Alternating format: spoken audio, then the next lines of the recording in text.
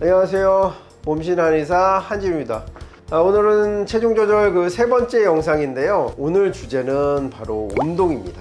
식이요법에 이어서 운동 얘기를 해도 고객들은 벌써 표정이 안 좋아요. 저는 운동 열심히 합니다. 이런 분들은 좀 적어요. 운동을 열심히 하는데도 체중 조절이 안 되는 경우 많이 있죠. 근데 그런 분들은 체중에 대해서는 어느 정도 포기를 하신 분들이 많기 때문에 자포자기란 말이 아니에요. 난 이 정도 체중이면 됐어. 저 같은 경우죠. 크게 이렇게 지금보다 체중을 많이 줄여야겠다 이런 생각을 하지 않는 분들이고요. 보통 우리 한의원에 오시는 분들은 운동이 부족한 경우가 더 많아요. 많이 먹는 분들보다. 예를 들어서 소음 체질들은 먹는 거 그렇게 크게 관심도 없고 조절할 수 있는 가능성이 훨씬 높아요. 근데 이분들이 뭐가 문제냐? 첫 번째 말씀드렸던 살찌기 쉬운 음식들을 많이 섭취하는 거지. 그 음식들이 소화가 잘 되거든요. 손쉽게 혈당으로 바뀌는 음식들을 접하기 때문에 체중이 자꾸 늘어나는데요. 그러니까 이분들 대부분 중년 이후에 더 그렇죠. 갱년기 이후에 더 그런 경우가 많은데요. 운동을 충분히 하는데 체중이 줄지 않는다. 이런 분들 제가 말씀드리죠. 이런 분들이야말로 평생 그 먹을 것과의 싸움이다. 그분들은요, 그냥 입이 달아요. 뭐든 맛있어. 먹어도 맛있는 게 또 있으면 또 먹을 수도 있어. 이제 탈도 안 나요. 화장실 가서 대변만 보고 나면 또 먹을 수도 있어요. 제가 그렇거든요. 제가 여행 주말에 갔다 오면요, 보통 3kg 정도가 늘어요. 체질도 어떤 공략점이 다르죠. 어떤 분들은 식사와의 싸움, 어떤 분들은 이제 움직임의 문제. 그래서 오늘은 그 운동에 대해서 말씀을 드리려고 합니다. 체중 조절을 하려고 이제 한의원에 오게 되면 체성분 분석을 하게 되죠. 근육량이 얼마고 지방이 얼마인가. 심지어 어떤 분들은 근육량이 평균보다 작고 지방이 평균보다 높은 이런 분들을 우리가 마른 비만이라고 하는데요. 체질량 지수 BMI라는 것은 표준이거나 오히려 표준보다 낮아요. 근데 이분들 왜 오냐? 셀룰라이트, 허벅지라든지 팔, 등, 허리, 엉덩이 같은데 이렇게 울룩불룩 접히는 살들 있죠. 말랐는데도 왜 그러냐? 근육량이 적고 지방이 많기 때문입니다. 우리가 포털 사이트에 같은 무게라고 검색어를 넣고 결과를 보면요, 여러 사진들이 나와요. 같은 몸무게인데 몸매는 훨씬 좋아진 것. 이게 왜 그러냐면 지방은 빠지고 근육은 늘고, 그래서 근육량이 많고 지방이 적으면 몸무게가 오히려 무거워도 단단한 몸매, 보기 좋은 몸매, 건강한 몸매를 우리가 관찰할 수가 있거든요. 이 밑에 보면요, 어떤 운동을 얼마의 시간 동안 하면 몇 킬로칼로리를 소모할 수 있다고 여러 가지 운동을 이렇게 해놨습니다. 이 중에 내가 하는 운동이 있냐 말이죠. 하나도 없는 경우가 많아.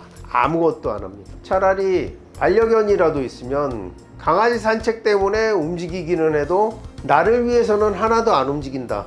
이런 분들도 있고, 이유가 많죠. 너무 더워서, 너무 추워서, 비 오니까, 눈 오니까. 이러면 1년에 운동할 수 있는 날짜가 며칠 안 됩니다. 비가 와도 눈이 와도 추워도 더워도 할 수 있는 운동을 하시라. 그걸 찾는 게 제일 중요해요. 실내 운동이 있을 수 있겠죠.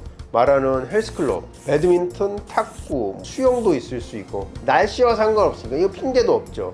근데 이게 나랑 맞아야지. 나는 야외가 좋아. 그러면 걷기, 뛰기, 자전거, 등산 이런 게 있을 수가 있어요. 근데 이거를 해야 말이죠. 내가 재밌어야지. 매주 해야 되고 매일 해야 되고. 그래서 내가 아무 운동도 할 줄 아는 것도 없고 좋아하는 것도 없다. 걸으시면 됩니다.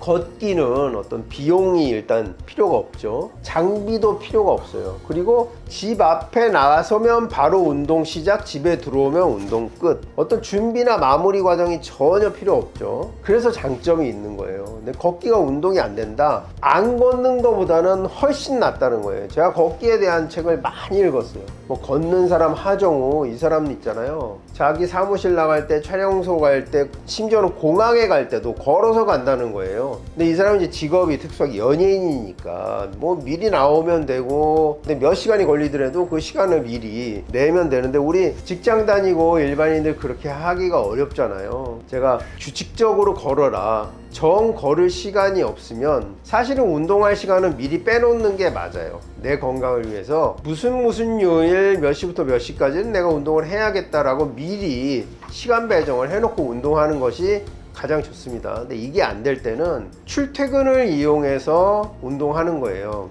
출근할 때는 좀 여유가 없죠. 그래서 퇴근할 때 지하철역 하나, 좀 더 할 거면 지하철역 2개. 보통 지하철역 하나가 걸으면 한 20분 정도 걸리거든요. 근데 지하철역 2개면은 한 40분 정도가 걸립니다. 그러니까 음악 듣고 생각하면서 지하철역 2개 정도 미리 내려서 집까지 걸어가면 이게 걷기 운동이 되거든요. 여기서 좀 더 디테일하게 들어가면 한번 걸을 때 30분에서 1시간 사이에 걷는 것이 좋아요. 제가 권해드리기는 이틀에 한 번 걸어도 1시간씩 걷는 게 훨씬 유리하다.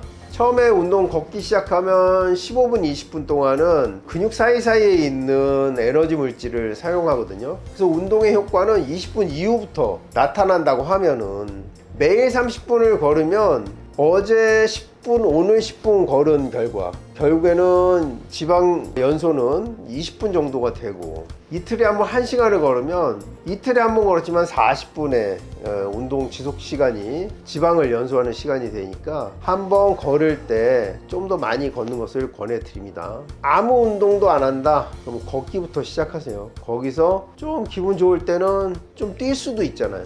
짧게라도. 그 다음에 할 수 있는 게 등산이죠. 좀 언덕으로 올라가면 내 체중을 이용한 근력 운동, 유산소 운동도 되니까 걷기, 달리기, 등산 정도가 거의 장비도 필요 없고 비용도 들지 않는 좋은 운동이니까요. 이거 권해드립니다. 체중 조절할 때 한번 해보시고, 그 다음이 자전거. 요즘 따릉이도 많이 있고 천변에 자전거 도로가 잘 돼 있으니까 자전거도 해보시고, 다른 운동들은 뭐 비용이라든지 기구들이 필요하니까 내가 먼저 걷기, 달리기, 등산, 자전거 등을 해본 다음에 작심삼일 운동법이라고 제가 또 한번 글을 기고한 적도 있는데, 뭐냐면 이 운동 조금 하고 저 운동도 조금 하고 이렇게 해서 다양한 운동을 적절한 시기에 섞어 하는 것도 권장드립니다. 걷기도 하고 등산도 하고 달리기도 할 수 있잖아요.